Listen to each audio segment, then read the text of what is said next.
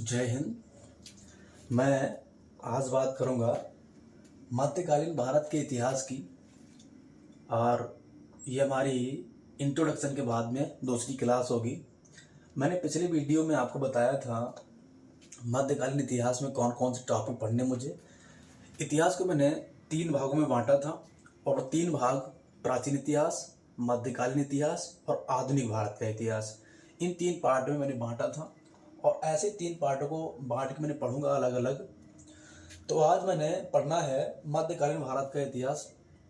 कैसे पढ़ना है, क्या पढ़ना है, मैं बात करूंगा यहाँ से। तो आप देखेंगे सबसे पहली बात ये है किस मध्यकालीन भारत की शुरुआत यानी आरंभ कहाँ से होता है। ये आरंभ की अगर बात करी जाए कहाँ से होता है, कौन सी शताब्दी से, तो स्टार्ट होता 8वीं शताब्दी से ये प्रारंभ होता है और यहाँ से जाता 18वीं शताब्दी तक। पहला प्रश्न आपका यहीं से बन जाता है, 18वीं शताब्दी तक जाता है ये, 18वीं शताब्दी तक। तो आपका पहला प्रश्न ये बनता है कि मध्यकालीन भारत का इतिहास जो है वो कहाँ से प्रारंभ होता है। 8वीं शताब्दी से 18वीं शताब्दी तक चलता है। तो आप देखेंगे कि मध्यकालीन इतिहास में सबसे पहले जो इसका पहली घटना होती है, यहाँ से प्रथम घटना जो होती है वो होती अरबों के आक्रमण से। अरबों के आक्रमण से स्टार्ट होता है, अरबों का आक्रमण। अब अरबों का आक्रमण कैसे होता, मैं इसकी बात करूंगा।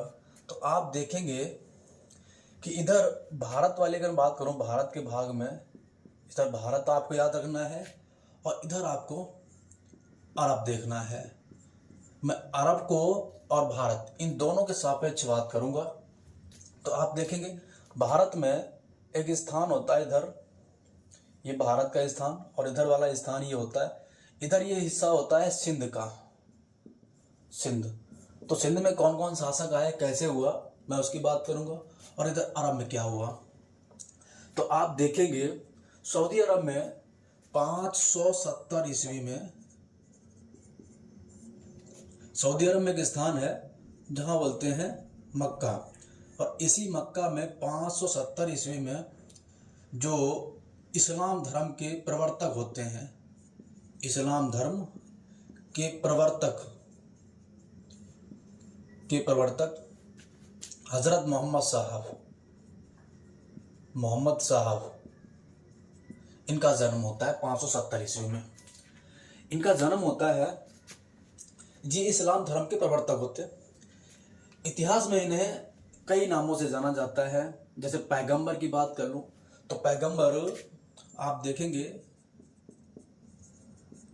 जिसका मतलब होता है अंबर से पैगाम लाने वाला, अंबर से पैगाम लाने वाला, पैगाम लाने वाला। आप एक नाम और पढ़ेंगे नबी, इन्हें नबी और कहा जाता है। नबी का मतलब होता है सिद्ध पुरुष, सिद्ध पुरुष, इन्हें नबी बोलते हैं। इन्हें रसूल और बोला जाता, रसूल, रसूल मतलब होता है ईश्वर का दूत, ईश्वर का दूत। तो आपसे अगर पूछ ले कि पैगंबर का मतलब क्या होता, अंबर से पैगाम लाने वाला, नबी का मतलब क्या होता, सिद्ध पुरुष, और रसूल का मतलब क्या होता, ईश्वर का दूत। इन नामों से मोहम्मद साहब को जाना जाता है। और जो इस्लाम धर्म के प्रवर्तक होते 570 में इसका जन्म होता है, इनका अरब में। अच्छा, फिर इसके बाद में क्या होता, आपने देखा कि इतिहासकार होते हैं जिनका नाम होता है जियाउद्दीन बर्नी, जियाउद्दीन बर्नी, जियाउद्दीन बर्नी, ये इतिहासकार होते हैं। और इतिहासकार की अगर बात करूं, इनकी एक पुस्तक होती है बर्नी की, सहीफा ए नात ए मोहम्मदी, इनकी एक पुस्तक का नाम है। जियाउद्दीन बर्नी इतिहासकार होते हैं। इनकी एक पुस्तक होती है सहीफा ए नात ए मोहम्मदी, सहीफा ए नात ए मोहम्मदी, इनकी पुस्तक का नाम होता है। और इस पुस्तक को नाम मैंने इसलिए बताया कि इसी पुस्तक में मोहम्मद साहब की जीवनी मिलती है। मोहम्मद साहब की जीवनी, मोहम्मद साहब की जीवनी का उल्लेख है, जीवनी का उल्लेख मिलता है इन्हें। तो जियाउद्दीन बरनी के द्वारा लिखी गई पुस्तक सहीफा ए नात ए मोहम्मद, इसमें मोहम्मद साहब की जीवनी का उल्लेख मिलता है। इतनी बात यहाँ पर हो गई तो आप देखेंगे दुनिया में सबसे पहले इस्लाम धर्म का जो उदय होता है वो सऊदी अरब में होता है, और जो मक्का है, मक्का में इनका जन्म होता है हज़रत मोहम्मद साहब का। इसीलिए इस्लाम धर्म का सबसे पवित्र स्थल भी मक्का माना जाता है। इतनी बात आपको याद रखनी है। इनकी जो हज़रत मोहम्मद साहब होते हैं, इनकी मृत्यु हो जाती है 632 ईस्वी में। 632 ईस्वी में इनकी मृत्यु के बाद में ये संप्रदाय दो भागों में बढ़ जाता है, शिया और सुन्नी में। और इनके बाद में खलीफा का जन्म होता है, जो मोहम्मद साहब के बाद में दूसरा स्थान आता है। उन्हीं के बाद में क्या होता है, इसी अरब में अगर मैं खलीफा की बात करूं तो यहाँ पर होता है खलीफा का जन्म। तो यहाँ से निकल के आए, मैं बात तो करूंगा भारत के सापेक्ष, यहाँ से खलीफा और भारत के सापेक्ष में। तो खलीफाओं में आपको 3 खलीफा का नाम याद रखने हैं। एक नाम याद रखना है आपको,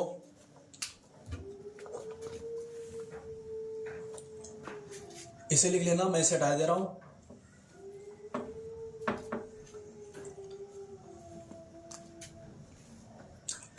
यहां पे खलीफा का नाम याद रखना 3। एक नाम याद रखना उस्मान, एक उमर और एक बाजिद।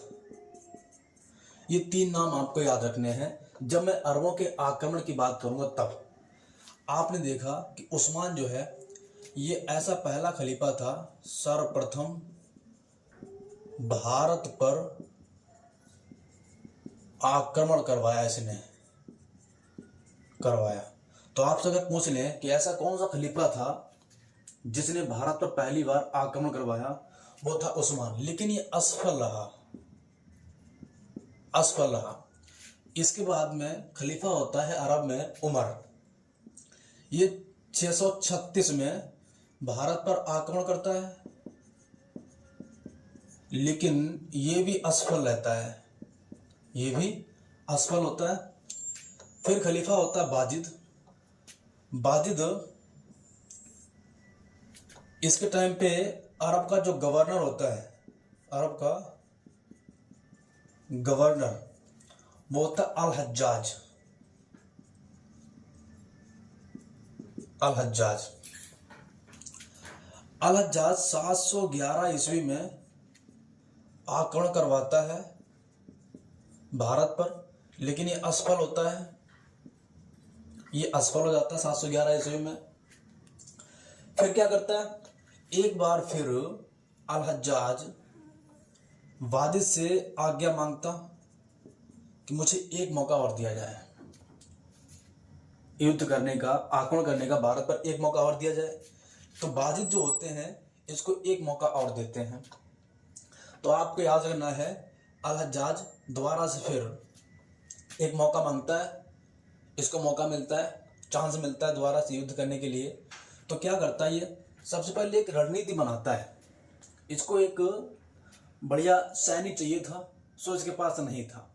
और बढ़िया सैनिक कहाँ से लाएगा, इसी अल हज्जाज का एक भतीजा होता है। अल हज्जाज की मैं बात करूंगा, अब बात करूंगा अल हज्जाज की, अल हज्जाज की। ये अरब का गवर्नर होता, अरब का गवर्नर। अल हज्जाज का एक भतीजा होता है जिसका नाम होता है मोहम्मद बिन कासिम, मोहम्मद बिन कासिम। ये इसका भतीजा होता है। और जो अल हज्जाज होता है इसकी पुत्री भी होती है जिसका नाम होता है जुबैदा। जुबैदा, जुबैदा इसकी पुत्री नाम होता। इसकी पुत्री का विवाह हो जाता मोहम्मद बिन कासिम से, विवाह कर देता। तो ऐसे करके ये दामाद बन जाता अल हज्जाज का। अब नया नया दामाद क्या कर सकता, इसने क्या किया, अल हज्जाज ने शादी के बाद इसे कहा कि अब आपको करना है आक्रमण भारत में। तो ये तैयार हो गया भाई। यहां से क्या हुआ, तैयार होने के बाद में ये कहानी रही थी इनकी अरब की। तो अरब ने आपको ने देखना है कि 3 खलीफा हुए।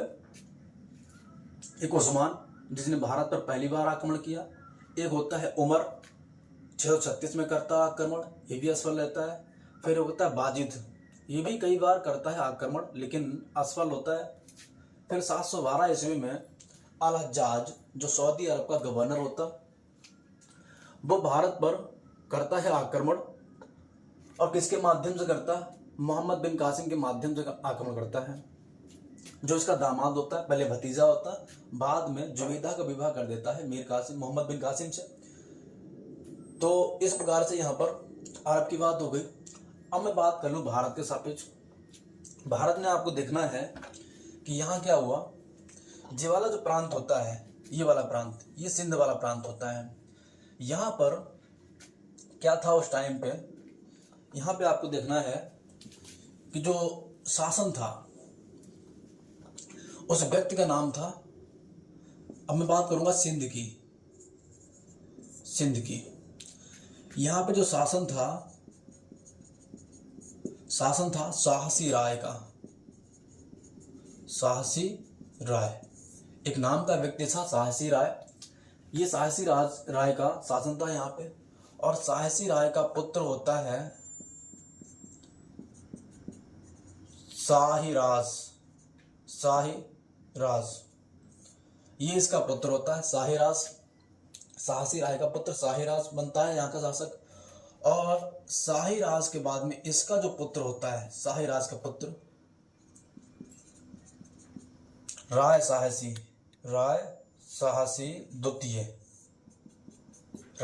द्वितीय, ये बनते शासक। अच्छा, सिंध पर शासन किसका था, साहसी राय का। फिर इसके बाद इसका पुत्र आया शाहीराज, फिर उसका पुत्र आया राय साहसी द्वितीय। अब देखना है आपको कि जो राय साहसी था, इसके ही दरबार में एक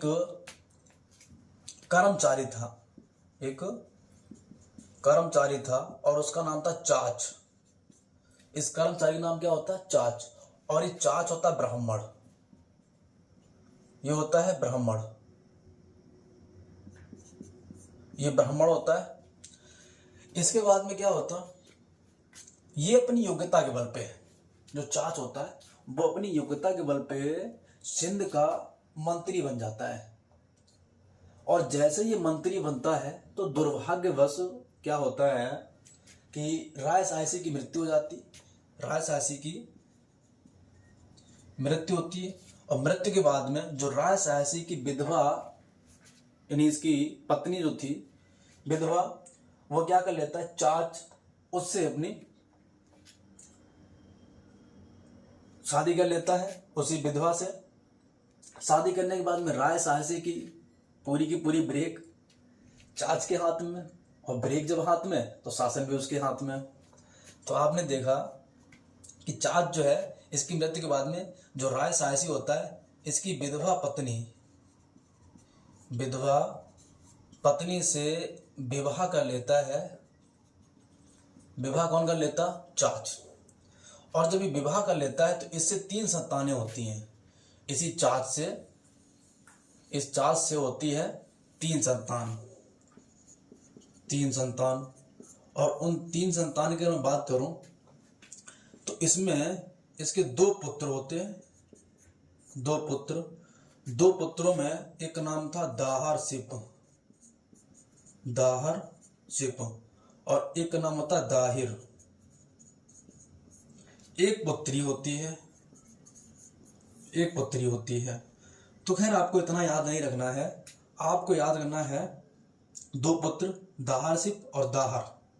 और जैसे चाच की मृत्यु होती है, चाच की मृत्यु के बाद में जो दाहिर होता है, ये सिंध का शासक बनता है। यानी कह सकते हैं हम यहाँ पे चाच की मृत्यु के बाद, चाच की मृत्यु के बाद सिंध का शासक बनता है, सिंध का शासक बनता है, दाहिर शासक बनता है। अब आपने देखना है कि इधर मैंने पढ़ रखा था, मैं इसे हटा दे रहा हूं। आपने देखना कि इधर मैंने पढ़ रखा था अल हज्जाज सऊदी अरब का गवर्नर था, और इधर भारत में जो सिंध वाला एरिया था यहाँ पर दाहिर का शासन था। तो दाहिर का शासन कैसे आया, उधर अल हज्जाज कैसे आया, दोनों बातें मैंने देख ली। दोनों बातें अरब के सापेक्ष और भारत के सापेक्ष। भारत में सिंध प्रांत होता है, सिंध प्रांत में दाहिर शासन आया, वहां पर एक शासक था शाहीराज, उसके बाद में पहले था शाहसीराय, फिर था शाहीराज, फिर उसके बाद उसका पुत्र आता है राय साहसी द्वितीय, और राय साहसी द्वितीय के दरबार में होता है एक कर्मचारी जिसका नाम होता है चाच। ये अपनी योग्यता के दम पर वहां का मंत्री बन जाता है, और मंत्री बनते ही चाच की मृत्यु होती है, तो चाच की पत्नी होती है उससे ही विवाह कर लेता है। उससे 3 संतान होती है, एक पुत्री और 2 पुत्र, जिनमें एक का नाम होता है दाहर सिप, एक का नाम होता है दाहिर, जो सिंध का शासक बनता है। अरबों में आपने देखा, अरब में आपने देखा कि वहां पर इस्लाम धर्म का उदय होता है। 570 में हजरत मोहम्मद साहब की का जन्म होता है मक्का में, जो इस्लाम धर्म का सबसे पवित्र स्थल होता है। जन्म के बाद में मैंने बताया कि जियाउद्दीन जो बरनी होता है, इसकी एक पुस्तक होती है सहीफा ए नात ए मोहम्मदी, सहीफा ए नात ए मोहम्मदी। इसमें हजरत मोहम्मद साहब की जीवनी का उल्लेख मिलता है। हजरत मोहम्मद साहब को 2-3 नाम से जाना जाता है इतिहास में, जो आपको याद रखने, एक तो पैगंबर, नबी और रसूल, पैगंबर, नबी और रसूल, ठीक है। इनके बाद में इनकी 632 में मृत्यु हो जाती है। मृत्यु के बाद में इनका धर्म बढ़ जाता है, 2 संप्रदाय में बढ़ जाता है इस्लाम धर्म। तो आपने देखना है खलीफाओं का जन्म होता है। खलीफा के बाद में उन्हीं में से कुछ एक जो राजनीति में आ गए, उन्होंने देखा कि आपको याद रखना है उस्मान, जिसने भारत पर पहली बार आक्रमण किया लेकिन ये असफल रहा। फिर देखना आपको उमर, जिसने 636 में आक्रमण किया, असफल रहा। फिर आता खलीफा वाजिद, जिसने अपना गवर्नर बनाया अल हज्जाज को, उसने आक्रमण किया 711 में, असफल रहा। फिर 712 में किया। अब इधर से अरब से लोग आ गए, इधर से अरब से लोग कहाँ आ गए, भारत वाले एरिया में, जैसे बोलते सिंध, यहाँ आ गए इधर। तो इधर आपने देखना कैसे आया, कौन आया व्यक्ति यहां से निकल करके, जिसका नाम था मोहम्मद बिन कासिम। और इधर शासक कौन था, सिंध का शासक दाहिर।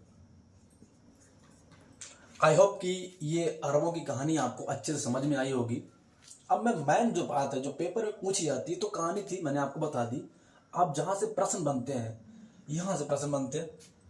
मोहम्मद बिन कासिम यहां से आता है 712 ईस्वी में, 712 ईस्वी में क्या करता है ये, यहां पर करता आकर के आक्रमण। अच्छा, अब ये आक्रमण क्यों करता है, इतिहासकार ऐसा बताते हैं कि इससे पहले ये अपना व्यापार करते थे। भारत के जो तटीय राज्य होते हैं, दक्षिण तटीय राज्य जो होते हैं, इधर वाले हिस्से के, इधर से अपना व्यापार करते थे। और व्यापार करते टाइम से यहाँ पर जो अल हज्जाज की सेना थी, वो कुछ बहुमूल्य वस्तुएं लेकर के जा रहे थे। तो जो सिंध वाला एरिया होता है, सिंध वाले एरिया में डाकू जो होते हैं, डाकुओं ने उसकी सेना को लूट लिया, जो बहुमूल्य वस्तुएं थी लूट ली और खाली हाथ वापस कर दिया अल हज्जाज के पास। अल हज्जाज को पता लगा कि सिंध पर दाहिर का शासन है, तो अल हज्जाज ने एक व्यक्ति के माध्यम से पत्र में लिखा, दाहिर को पत्र लिखा और कहा उसमें कि आपके प्रांत में मेरी सेना को लूटा गया और जो भी नुकसान हुआ है उसकी आप भरपाई कर दो। तो दाहिर ने उसका रिप्लाई किया कि आपका जो भी नुकसान हुआ है वो मेरी जनता द्वारा नहीं किया गया, वो डाकुओं द्वारा किया गया और डाकू मेरी प्रजा नहीं है। और यही बात अल हज्जाज को खराब लगी, तो क्रोध में आकर के उसने सिंध पर अटैक करने के लिए कहा मोहम्मद बिन कासिम से। तो इस प्रकार से मोहम्मद बिन कासिम 712 ईस्वी में आता है सिंध वाले एरिया में, और सिंध वाले एरिया में एक स्थान पड़ता है देवल का। तो मैं लिखते हुए बात करूंगा इसकी। देवल का स्थान पड़ता है, तो आप देखेंगे देवल में करता आकर 712 ईस्वी में। यहाँ पे एक स्थान होता है जिसका नाम होता है राजौर स्थान, राजौर या बोलते हैं इसे रावर, ठीक है, राजौर स्थान। यहां पर ये आता है 20 जून 712 ईस्वी में, 712 ईस्वी में इसी स्थान पर होता है, इसलिए इसे हम रावर का युद्ध भी बोलते हैं, रावर का युद्ध। अगर आपसे पूछ लें कि रावर का युद्ध किस किस के मध्य हुआ, तो आप बोलेंगे मोहम्मद बिन कासिम और दाहिर के मध्य में। तो देखेंगे यहाँ पे मोहम्मद बिन कासिम और दाहिर के मध्य में होता है युद्ध। बिन कासिम होता है, बिन कासिम और दाहिर के बीच में ये युद्ध होता है। दाहिर जो होता है ये हार जाता है, ये हार जाता, और जो बिन कासिम होता है ये जीत जाता है। यहां से इसको जीत मिलती है।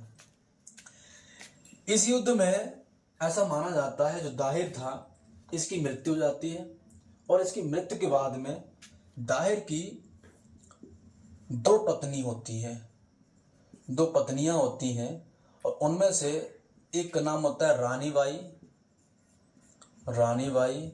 और एक का नाम होता है लाड देवी।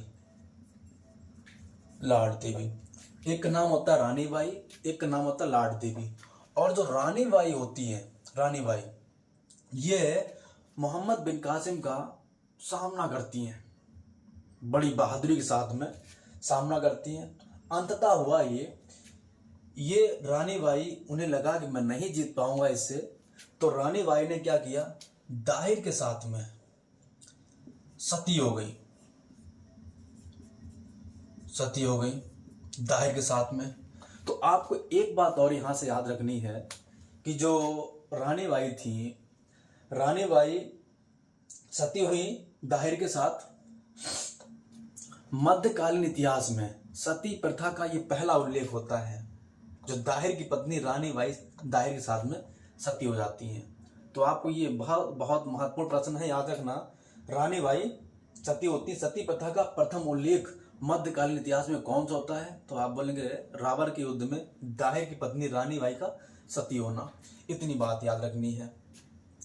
अच्छा, इसके बाद में फिर क्या होता, यहां पर यह हार जाता है। फिर मोहम्मद बिन कासिम, इसका पुत्र होता है, मोहम्मद बिन कासिम का नहीं, इसका पुत्र होता है दाहिर का पुत्र, जिसका नाम होता है जय सिंह। ये दाहिर का पुत्र होता है, दाहिर का पुत्र। इससे भी मोहम्मद बिन कासिम युद्ध करता है, इसे पराजित कर देता है। ये क्या करता, ये इस्लाम धर्म स्वीकार कर लेता है।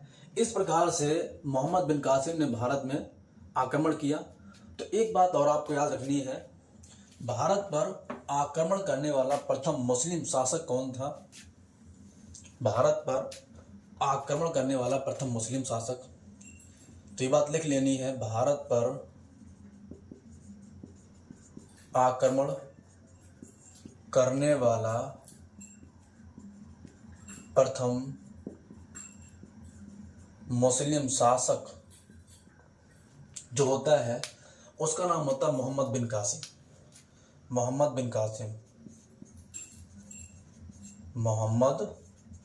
बिन कासिम। ये भारत पर आक्रमण करने वाला पहला अरबी कह लो या प्रथम मुस्लिम कह लो, एक ही बात है। अच्छा, अब क्या हुआ, अब अगर मैं बात करूं तो यहाँ से सिंध वाले प्रांत में मोहम्मद बिन कासिम का या अरबों का या मुस्लिम का शासन स्टार्ट हुआ, लेकिन ये लोग शासन कर नहीं पाए थे यहाँ पे। तो इसके कुछ काम है ना, तो आप लिख सकते हैं यहाँ पर अरबों या कासिम के सिंध में कार्य, सिंध में कुछ कार्य किए इसने। क्या क्या कार्य किए, तो आप देखेंगे कि कासिम ने यहाँ पर अपना एक सिक्का चलाया था, सिक्का जारी किया था, और क्या नाम था उसका, दिरहम नामक सिक्का चलवाया था इसने। कासिम ने सिंध वाले भाग में दिरहम नामक सिक्का चलवाया था। दूसरी बात आपने याद रखनी है कि भारत में खजूर की खेती किसने करवाई, खजूर की खेती सिंध वाली प्रांत में मोहम्मद बिन कासिम ने करवाई। इसी के बाद में भारत में ऊंट पालन, ऊंट पालन भारत में सर्वप्रथम किसने करवाया, अरबों ने। ये 3 प्रश्न आपको यहाँ से स्टार्ट कर याद रखने हैं कि भारत में मोहम्मद बिन कासिम ने सिक्का कौन सा जारी किया, दिरहम नामक सिक्का जारी किया। भारत में सबसे पहले खजूर की खेती किसने करवाई, अरबों ने करवाई। भारत में सर्वप्रथम ऊंट पालन किसने किया, अरबों ने किया। इतनी बात। अच्छा, अब क्या हुआ इसके बाद में, अरबों का जो उद्देश्य था, मैन उद्देश्य इनका था इस्लाम धर्म का प्रचार प्रसार करना और भारत में धन की प्राप्ति करना, इनका मैन उद्देश्य था। तो धर्म का प्रचार प्रसार करने के लिए जब ये भारत में आया, इसने आक्रमण किया, तो सिंध वाले एरिया में ये इस्लाम धर्म का प्रचार प्रसार करने के लिए इसने एक तरीका अपनाया। 713 ईस्वी में, 713 ईस्वी में इसने लगाया जजिया कर, जजिया कर। जजिया कर से आपको 2 बातें याद रखनी है। एक तो भारत में जजिया कर वसूलने वाला भारत में जजिया कर वसूलने वाला प्रथम शासक कौन था, जिसका नाम था मोहम्मद बिन कासिम। भारत में जजिया कर वसूलने वाला पहला शासक ये होता है। दूसरी बात, ये जजिया कर है क्या है, अगर आपसे पूछ लें तो आप बताएंगे इसको एक धार्मिक कर होता है। ये एक धार्मिक कर है। फिर दूसरी बात आती है, किस पर नहीं लिया गया, किस पर नहीं लिया जजिया कर, तो आपको याद रखना है जो बुजुर्ग लोग थे, बुजुर्ग लोग, इन पर नहीं लिया, स्त्रियों पर नहीं लगाया, बच्चों पर नहीं लगाया, जो विकलांग लोग थे उन पर नहीं लगाया, और जो ब्राह्मण थे उन पर नहीं लगाया। तो जजिया कर इसने इन पे नहीं लगा करके बाकी जो बचे हैं उन पर सब पे लगा दिया जजिया कर। इसका जजिया कर लगाने का एक उद्देश्य यही था कि जजिया कर दो तो यहाँ रहो, नहीं दो तो नहीं रहो। सिंध वाले प्रांत में अगर रहना है, जजिया कर नहीं देना है, तो इस्लाम धर्म स्वीकार कर लो। तो कुछ बेचारे मजबूरन, जिनका सब कुछ वही था, तो बहुतों ने इस्लाम धर्म स्वीकार भी कर लिया, बहुतों ने छोड़ भी दिया वहाँ पर इस्लाम धर्म की वजह से, और कुछ वहाँ पर रह करके कर देते रहे।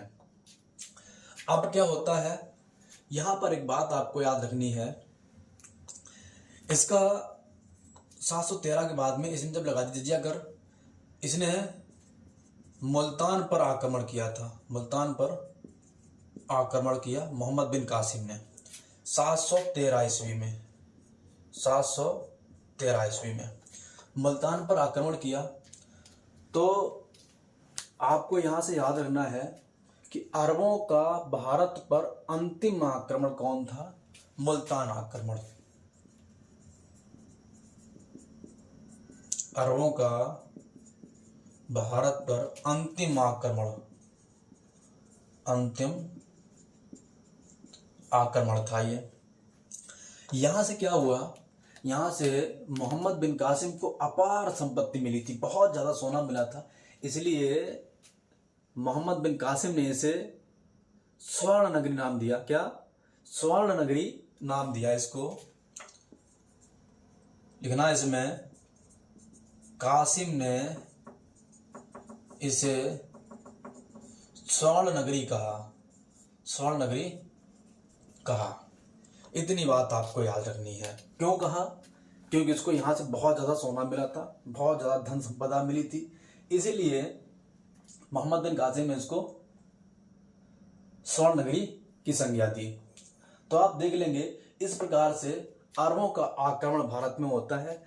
अब तुम्हें एक बात यहाँ से रखनी है कि जो मैंने दास्तां आपको बताई, ये सारी की सारी जो कहानी मैंने बताई, ये सारी कहानी का उल्लेख कहाँ से मिलता है? सबसे महत्वपूर्ण बात आज की, तो आप देखेंगे इन सब का जो उल्लेख अगर बात करी जाए, अरबों का भारत पर जो आक्रमण होता है, इसका उल्लेख कहाँ से मिलता है? उल्लेख, जानकारी कहाँ से मिलती है? तो आपको दो नाम याद रखने हैं। एक नाम याद रखना है, पुस्तक का नाम है किताब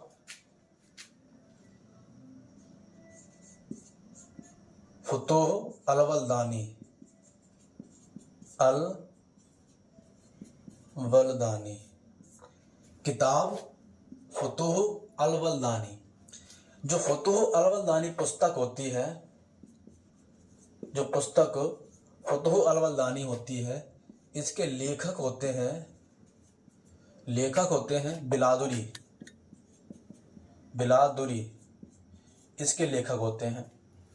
यहाँ से जानकारी मिलती है, ये लिखी जाती है 9वीं शताब्दी में, 9वीं शताब्दी में लिखा गया।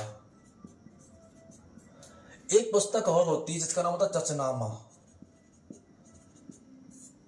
चचनामा एक पुस्तक होती है, इसके जो लेखक होते हैं, लेखक, इनका नाम होता है इस्माइल अबू बकर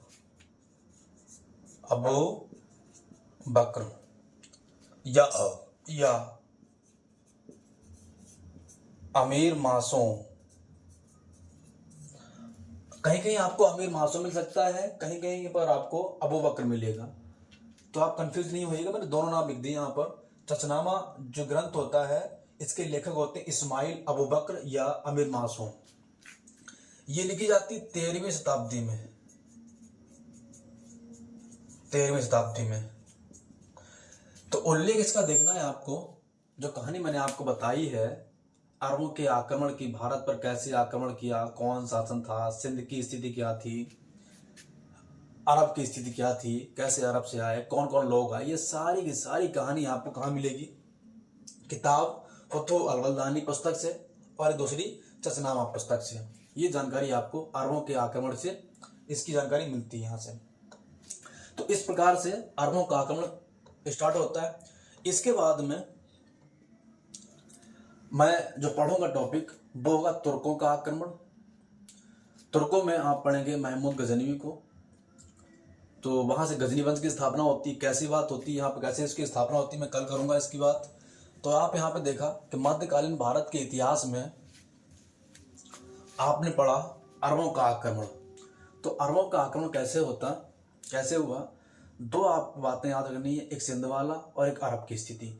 अरब की स्थिति मैंने बताई आपको, हजरत मोहम्मद साहब का जन्म हुआ, इस्लाम धर्म के प्रवर्तक होते हैं, 570 में जन्म होता, 632 में मृत्यु होती। इनको इतिहास में कुछ एक नामों से जाना जाता है, जैसे पैगंबर, अंबर से पैगाम लाने वाला, नबी, सिद्ध पुरुष कहते हैं, और रसूल, ईश्वर का दूत, इन नामों से जाना जाता है।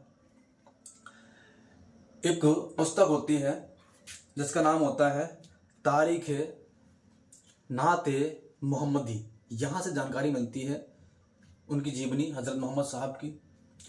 इसी के बाद में आपको याद रखना है कि भारत पर आक्रमण किसने किया, तो खलीफा होते हैं। खलीफा में उस्मान सबसे पहले करता है आक्रमण, भारत पर असफल रहता है। फिर आता है उमर, ये करता है आक्रमण, ये भी असफल रहता है। फिर आता है बाजिद खलीफा, या बाहिद कहीं कहीं होगा, ठीक है। वाहिद या वाजिद खलीफा होता है, इसका गवर्नर होता है अल हज्जाज। ये करता 711 में आक्रमण, असफल रहता है। फिर 712 में भेजता है मोहम्मद बिन कासिम को, ये इसका सफल आक्रमण था। तो यहाँ से प्रश्न पूछा जाएगा भारत पर पहला सफल मुस्लिम आक्रमण किसने किया, तो मोहम्मद बिन कासिम ने किया था। यहाँ पर शासन किसका था, तो आप बोलेंगे दाहिर का शासन था। दाहिर की मृत्यु 712 ईस्वी में होती है रावर के युद्ध में, जो 20 जून 712 ईस्वी को होता है। यहाँ से मोहम्मद बिन कासिम अपना इस्लाम धर्म का प्रचार करना शुरू कर देता है और 713 में जजिया कर लगाता है। ब्राह्मण, बच्चे, बुजुर्ग, स्त्री और विकलांग पर जजिया कर नहीं लेता है, बाकी सब पे जजिया कर लेता है। तो भारत में सबसे पहले जजिया कर वसूलने वाला व्यक्ति कौन होता है, मोहम्मद बिन कासिम होता है। इसी के बाद में 713 में करता मुल्तान पर आक्रमण। तो आपसे पूछ ले कि मीर कासिम का ये अरबों का भारत में अंतिम आक्रमण कौन सा होता है, मुल्तान का होता है। इस तरह से यहाँ पर अरबों की कहानी, फिर मैंने कहा इसका उल्लेख, यह कहानी जितनी मैंने बताई आपको कहाँ से मिलता है, दो पुस्तक, फतूह अल-बलदानी बिलादुरी द्वारा लिखी गई, चचनामा इस्माइल अबू बकर द्वारा या अमीर मासूम के द्वारा लिखी गई पुस्तक, यहाँ से इसकी जानकारी मिलती है। तो आपको जो फैक्ट मैंने लिखवाए हैं पेपर के लिए इतने बहुत खास होते हैं। हालांकि ज़्यादा डीपली नहीं पढ़ना मुझे, मैंने आपको लेवल से ज़्यादा ही पढ़ा दिया। आपको इतना देखना है कि जो मैंने पढ़ाया है एसएससी जीडी में, अदर जो भी एग्ज़ाम होते हैं, पुलिस में, यूपीपी में या एनी किसी भी एग्ज़ाम में, यहीं से जो प्रश्न बनते हैं यहीं से बनते हैं, इसके बाहर प्रश्न नहीं पूछा जाता है। तो आप बिल्कुल भी परेशान ना होइए, मैं आपको पूरा सिलेबस दूंगा, एक एक क्लास दूंगा, जितना भी इतिहास में होगा, संविधान में होगा, हिंदी में भी होगा, मैं सारा का सारा पढ़ाऊंगा आपको। जिस तरह से मैं ऑफलाइन क्लास में पढ़ाता हूँ उसी प्रकार से मैं आपको यहाँ यूट्यूब पर पढ़ाऊंगा। आपसे भरोसा रखिए, हो सकता है अभी आपको मेरी क्लास अच्छी ना लगती हो, पसंद ना आए, तो कुछ ऐसी परिस्थितियाँ हैं जिनका मैं सामना कर रहा हूँ और धीरे धीरे वो सब सही हो जाएंगी। और मुझे भरोसा है अपने आप पर कि आपको क्लास अच्छी लगेगी। मैं ये नहीं कहता हूँ मैं दुनिया का सबसे बेस्ट टीचर हूँ, बट हाँ आपको क्लास पसंद आएगी, इतना तो मैं कहूँगा। पर धैर्य रखिए, मैं अपनी पूरी कोशिश करूँगा आपको एक एक बात समझ में आए, और जो ना समझ में आए आप कमेंट करिए, मैं आपको उसका रिप्लाई दूंगा। ठीक है, मिलते हैं फिर इसी के साथ में। कल मैं पढ़ूंगा तुर्कों का आक्रमण भारत में, और फिर उसके बाद धीरे धीरे करके मैं पूरा मिडिल हिस्ट्री खत्म करूंगा। मिलते हैं फिर कल, धन्यवाद।